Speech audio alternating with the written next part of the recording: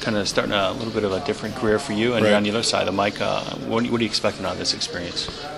Probably more, what I'm expecting probably more than anything else, to have a lot of fun, to be able to promote the Big Ten Conference, the teams, the players, the coaches, the universities, in a way that people haven't seen it done before. We have a platform to project an image or a concept that a lot of universities don't have outside of the region.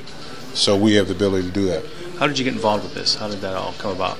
Honestly, I got involved because my current agent now on the broadcasting side had approached my basketball agent maybe 2 or 3 years ago to see if I was interested in doing some broadcasting. Mm-hmm. And college was something I said, I'm more comfortable with the NBA, but he convinced me to say, take a look at college. Mm-hmm. This Big Ten network could be big.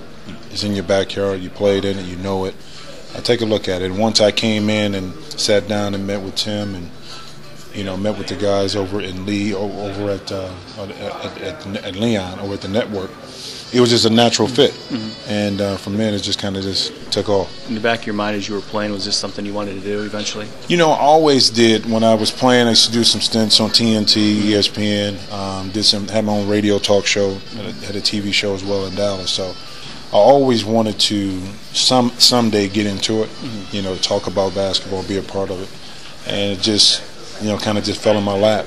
The new network, Big Ten Network, the mm-hmm. concept, what is that? What do you think about that concept and how it's going to take off? Well, I liken it to what ESPN did back in the mid-'80s with the Big East basketball, They exposed the nation to a brand of basketball they weren't used to seeing on a national level. Mm-hmm. And I think from that point, it helped the Big East grow. Players wanted to go. The universities experience a lot.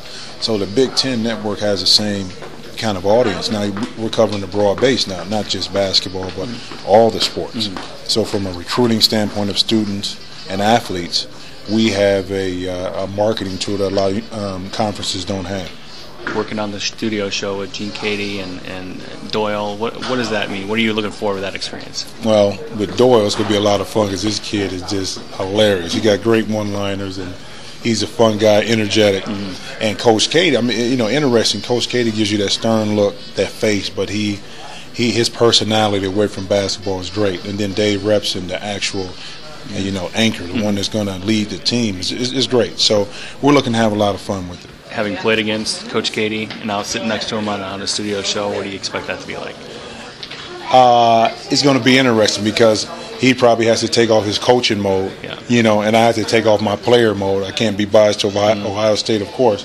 So we got to mix, those emotions and make a great show and have great camaraderie. Jimmy, I appreciate your time. No, you're welcome. Thank you.